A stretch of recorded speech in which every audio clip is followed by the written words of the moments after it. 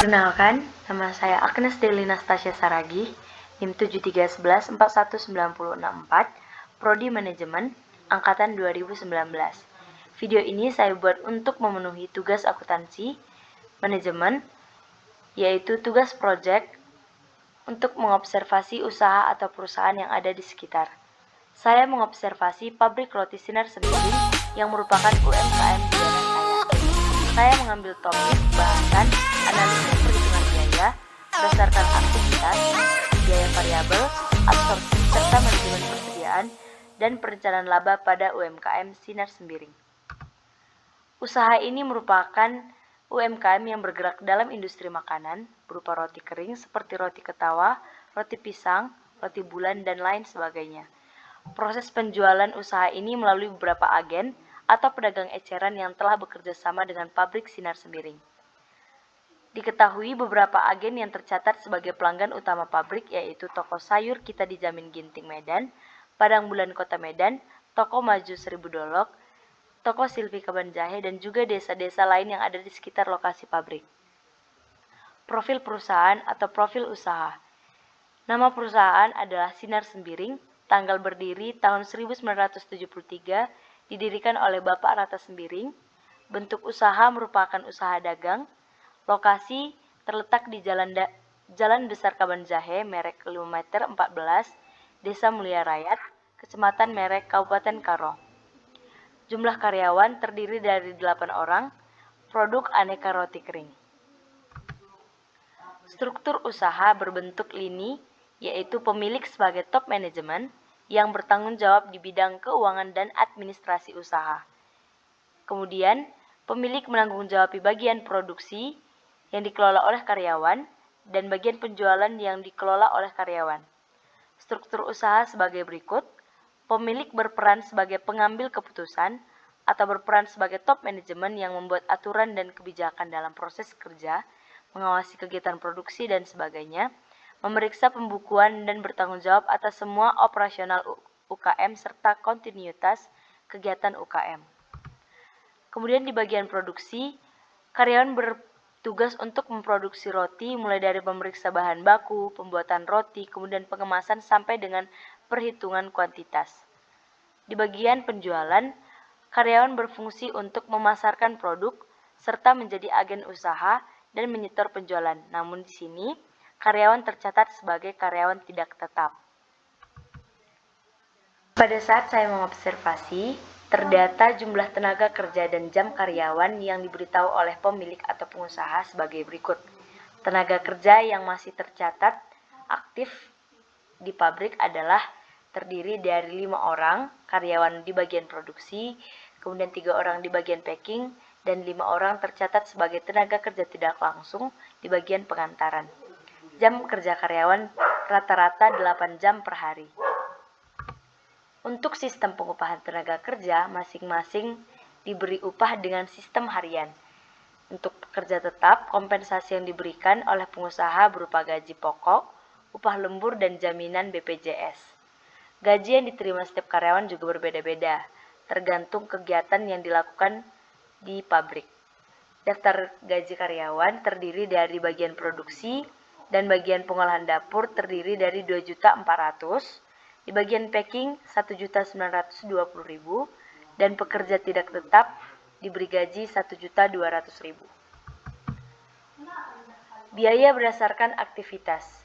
Data pendukung yang saya peroleh adalah sistem persediaan perusahaan atau usaha, data penjualan produk pada tahun 2021, data pembelian bahan baku, harga dari setiap bahan baku, biaya pemesanan dan penyimpanan bahan baku, lead time pemesanan bahan baku, variabel yang dibutuhkan. Sistem persediaan bahan baku usaha adalah dengan pemesanan per bulan, yaitu melakukan pemesanan bahan baku pada waktu persediaan telah mencapai batas tertentu. Usaha ini belum menerapkan penggunaan titik pemesanan kembali atau reorder point, sehingga tidak ada indikator yang pasti atau berdasarkan pengalaman dalam mengelola persediaan. Usaha ini masih menerapkan FIFO, di mana bahan baku yang pertama datang dan digunakan terlebih dahulu untuk menghindari kerusakan atau bahan baku yang tidak layak pakai. Pengadaan persediaan kebutuhan ini perusahaan dalam memenuhi bahan baku produksi dengan melakukan pemesanan kepada pemasok yang berada di Medan.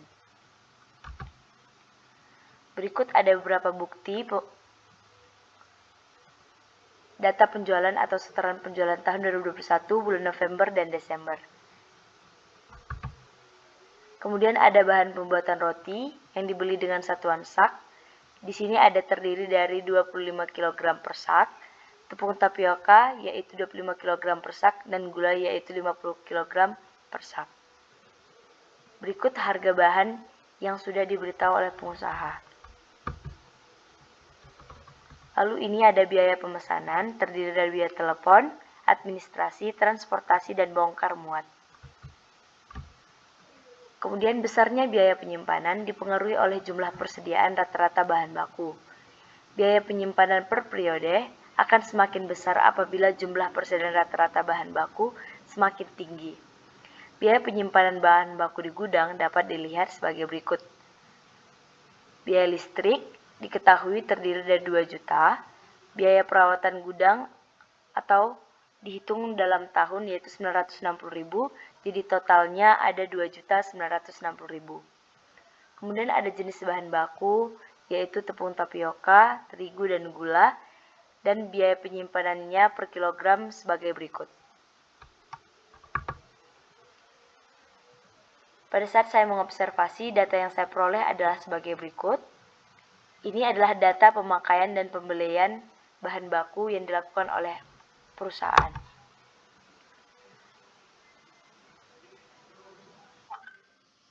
Ini adalah pokok bahasan biaya berdasarkan aktivitas. Yang pertama, saya menghitung perhitungan biaya produk untuk pabrik roti Sinar Sembiring. Dan data ini akan saya jadikan acuan untuk menghitung biaya produk per unit. Di sini ada ukuran penggunaan aktivitas dan ada tabel data biaya aktivitas. Di sini saya membuat klasifikasi unit yang diproduksi, biaya utama, jam TKL, jam mesin, proses produksi, dan jumlah pemindahan. Nah, di sini ada yang tanpa kabel atau deluxe dan reguler. Tanpa kabel terdiri dari 3.000, reguler terdiri dari 30.000. Untuk biaya utama tanpa kabel itu ada 720 juta. Jam tenaga kerja langsung terdiri dari 10.000 jam. Jam mesin terdiri dari 20.000. Proses produksi 10 kali. Jumlah pemindahan 200 kali. Untuk yang reguler, biaya utamanya 758.000. Jam tenaga kerja langsungnya 20.000. Jam mesinnya 30.000 dan proses produksinya 30 dan jumlah pemindahannya 130 kali. Sehingga jika ditotal, jumlah unit yang diproduksi adalah terdiri dari 33.000, biaya utamanya terdiri dari 1.478 juta, jam tenaga kerja langsungnya terdiri dari 30.000, jam mesinnya terdiri dari 50.000, dan proses produksinya tercatat 40 kali, jumlah pemindahannya 330 kali.